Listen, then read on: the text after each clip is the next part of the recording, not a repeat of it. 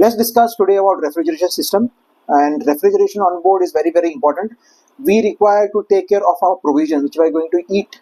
Okay, whatever things which we are going to eat, we require that those things to be protected. And we have something called as a meat room, fish room, and a veg room in which we keep our provisions. So this food which has to last us for 15 days, 20 days, 30 days, 45 days depending upon our voyage. So we need a refrigeration system which will take care of all these things. So it's very important to understand what kind of refrigeration system, how it operates, and what we are doing there. We also have air conditioning system for our accommodation, for our galley, for our ECR, for our bridge. So we have all these things, but more important is about the provision and also taking care of the ECR. ECR, we have a separate AC system, but that is fine. Today let's try to understand how the refrigeration system works. Okay, let's try to understand how the working is taking place. Here if you can see, this is a compressor. So here what is happening is the compressor is trying to pressurize the refrigerant which is there. Refrigerant, there are different types of refrigerant. There is something called as 404A which is used very frequently. So here the refrigeration will be compressed, so because of which the pressure rise will take place.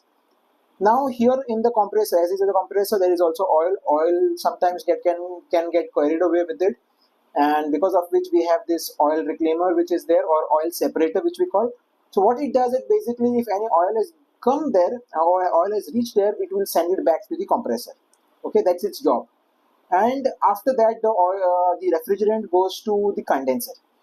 Why it is going to the condenser? Because here what has happened is the high temperature and high pressure has got created. Now we are trying to cool it down. So in the condenser there will be around seawater which will flow in and out, and because of which the refrigerant will be cooled. And here we also have one side glass. Okay, so this side glass which is there will show us what is the refrigerant level. The side glass which is there in the compressor is showing us what is the oil level. Here this is telling us what is the refrigerant level. After this it passes through something called as a dryer, which I've just done dryer it is basically. So what it does is basically any kind of moisture which is there, it will absorb it.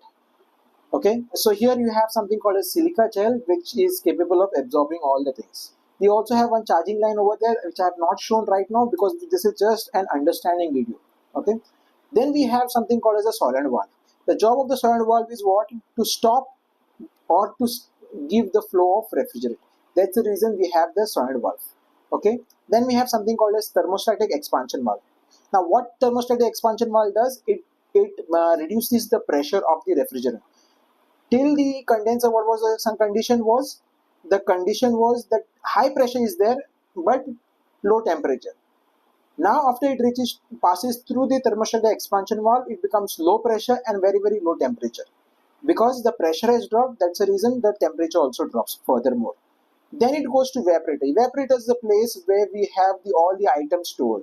Okay, all the items which we want to cool. Like if it is a meat room, we might have some meat, or if it's a fish room, we will have fish. If it's a veg room, we will have different types of provisions and vegetables. Okay, so that is provided in the evaporator part, where the evaporator is situated, where the evaporator is located. So there you will also have one fan which will blow the air, which will pass the air to the evaporator, passing it through the tubes and then sending that cold air to the room, and that will take the heat and bring it supply back to the evaporator coil, which is in turn supplying to the refrigerant. So because of which, after which the temperature of the refrigerant will rise. Okay, temperature will rise. It is not very high, but it will rise. Then we have the refrigerant which is going to your compressor. Now it's already into gas form. Okay, now it already in the gas form, so this gas will go to your compressor. The compressor again will compress and will heat it up even furthermore, high pressure. Again same process happens, it goes to the condenser. After the condenser, it turns into liquid, and then the liquid starts flowing here and it goes to evaporator. This is how the refrigeration system works on board.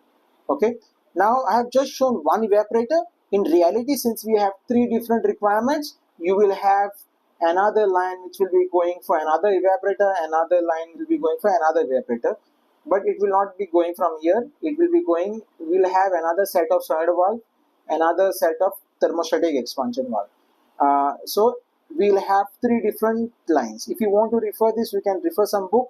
I think McGeorge has a very good line diagram for this, but right now we're just trying to understand what is a refrigeration system. Hope you guys have understood. Till my next video, thank you, best of luck, and take care.